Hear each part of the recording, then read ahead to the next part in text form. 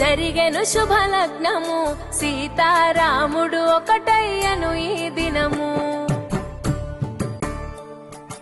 7 అడుగుల పయనము ఒకరికొకరు సొంతము కలిసి మెలిసి సాగను